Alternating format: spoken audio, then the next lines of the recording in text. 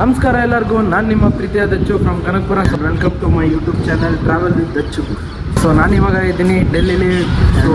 ನಿಮ್ಮೆಲ್ಲರೂ ಗೊತ್ತಿರೋ ಹಾಗೆ ನಾನು ಇವಾಗ ಟ್ರಾವೆಲ್ ಮಾಡ್ತಾ ಇರೋದು ಥ್ರೂಔಟ್ ಡೆಲ್ಲಿ. ಸೊ ನಾನಿವಾಗ ಇದ್ದೀನಿ ರೆಡ್ ಫೋರ್ಟಲ್ಲಿ.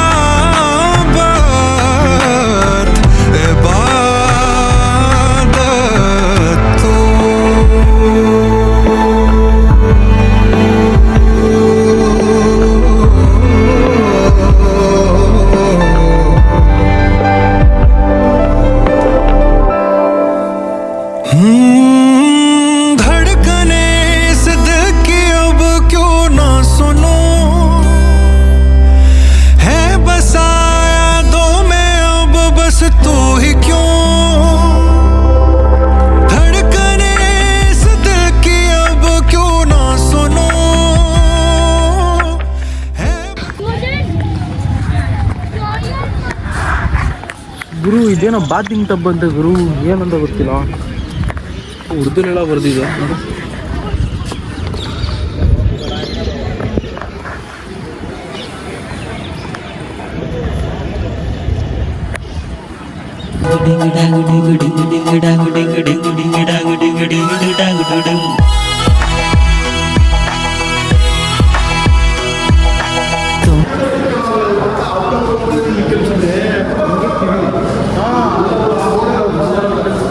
ಹೌದಾ?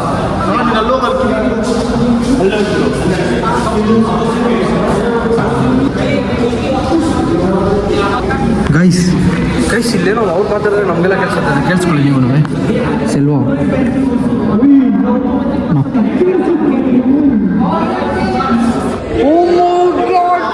ಸೀರಿಯಸ್ ಆಗಿ ನಾವು ಮಾತಾಡ್ತಾ ಇರೋದು ಕೇಳಿಸ್ತೀರಿ.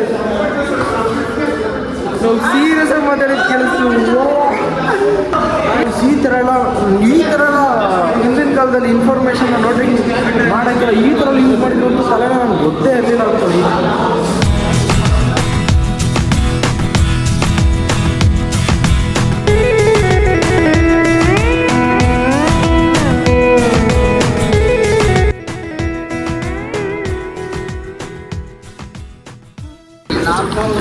ನನಗೆ ಇದನ್ನೆಲ್ಲ ನೋಡ್ತಾಯಿದ್ರೆ ಈಗಿನ ಕಾಲದ ಆರ್ಕಿಟೆಕ್ಚರ್ ಆಗಲಿ ಇಂಜಿನಿಯರಿಂಗ್ ಆಗಲಿ ಆಲ್ರೆಡಿ ಬಿಫೋರ್ ಏನ್ಷಿಯಂಟಲ್ಲೇ ಬಂದ್ಬಿಟ್ಟಿತ್ತು. ಯಾಕಂದರೆ ಇದೀಗ ಒಂದೊಂದು ಪಿಲ್ಲರು ನೋಡ್ತಾಯಿದ್ರೆ ಆಗಿನ ಕಾಲದಲ್ಲಿ ಯಾವ ಮಟ್ಟಕ್ಕೆ ಇಂಜಿನಿಯರಿಂಗ್ ಬಿಲ್ಟ್ ಒಂದು ಏನು ಹೇಳ್ತಾರೆ ಆರ್ಕಿಟೆಕ್ಚರ್ ಬಗ್ಗೆ ಇಮ್ಯಾಜಿನ್ ಮಾಡ್ಕೋತಾಯಿದ್ರೆ ಏನು ಇವಾಗ ಪ್ರೆಸೆಂಟ್ ಇದೆಯಲ್ಲ ಅದಕ್ಕಿಂತ ಟ್ವೈಸ್ ಇದು ಡಬಲ್ ಆಗಿರುತ್ತೆ.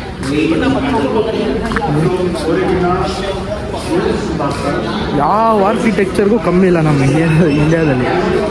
ಹೌದು, ಈ ಥರ ಎಲ್ಲ ಕೆತ್ತಕ್ಕೆ ಇವಾಗೆಲ್ಲ ಏನು ಯೂಸ್ ಮಾಡ್ತಾರೆ, ಲೈಕ್ ಏನೊಂದು ಹ್ಯಾಂಡ್ ಮಿಷಿನ್ ಬರುತ್ತಲ್ಲ, ಡಿಸೈನಿಂಗ್ ಮಿಷಿನ್, ಗ್ರೈಂಡ್, ಅದನ್ನು ಯೂಸ್ ಮಾಡ್ತಾರೆ.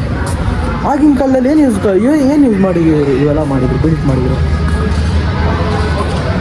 ಗೊತ್ತೇ ಇಲ್ಲ.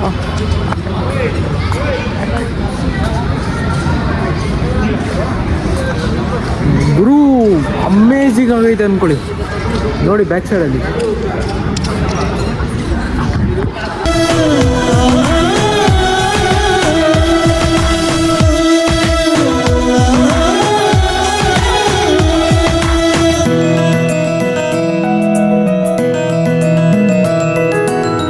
ನೋಡು.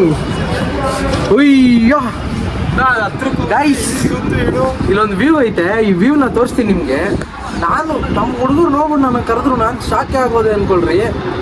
ಈಗ ಏನು ವ್ಯೂ ಕಾಣಿಸ್ತಿದೆ ಗೊತ್ತಾ, ಫಾಗಿ ವ್ಯೂ. ಆ ಒಂದು ವ್ಯೂ ಮಾತ್ರ ಅಲ್ಟಿ ಆಗಿದೆ. ನಿಮಗೂ ತೋರಿಸ್ತೀನಿ ನೋಡಿ.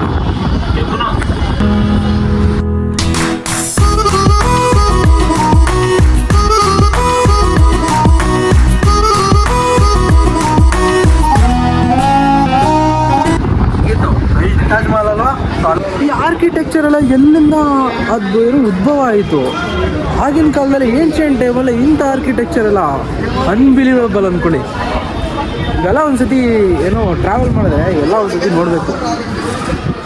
ಏನ್ಷಿಯಂಟ್ ಏನಂತಾರೆ ನೋಡ್ಬೋದು.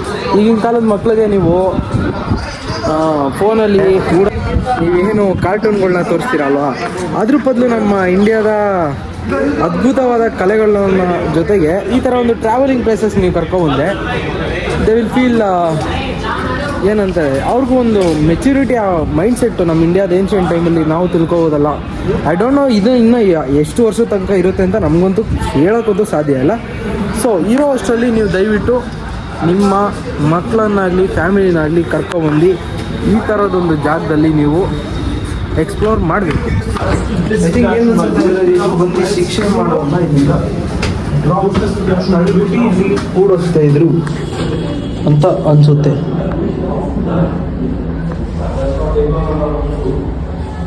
ಐ ಥಿಂಕ್ ಒಳಗಡೆ ಏನೋ ಸುರಂಗ ಮರದ ಥರ ಇದೆ, ಏನಂತ ಗೊತ್ತಿಲ್ಲ. ಐ ಥಿಂಕ್ ಇದು ಗೋರಿ ಅನ್ಸುತ್ತೆ.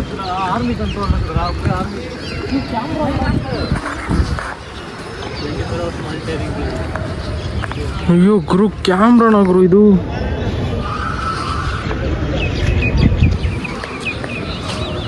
ಕ್ಯಾಮ್ರಾ ನೋಡ್ಗು ಎಷ್ಟು ದಪ್ಪ ಐತಿ ಇದು.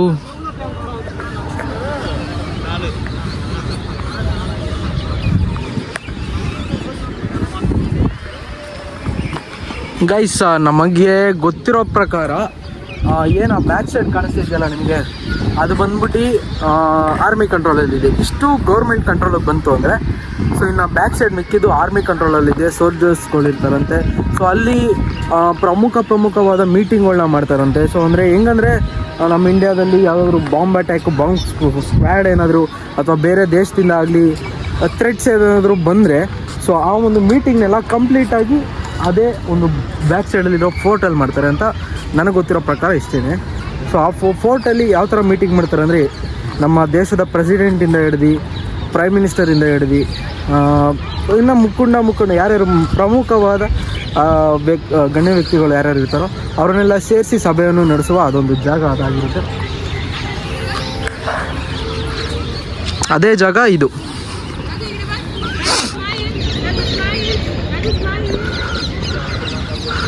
ಅಲ್ಲಿಗೆ ಅಲೌ ಬರೀ ಮಿಲಿಟ್ರಿ ಫಾರ್ ದಿ ಇನ್ಸೈಡ್ಗೆ ಬರೀ ಮಿಲಿಟ್ರಿ ಪೀಪಲ್ ಮಾತ್ರ ಅಲೌ ಆಗಿರ್ತಾರೆ ಅನಿಸುತ್ತೆ ನಮಗೆ. ನನ್ನ ಪ್ರಕಾರ ನೋಡ್ಬೋದು ಅಲ್ಲಿ ಯಾರನ್ನೂ ಬಿಡ್ತಾ ಇಲ್ಲ.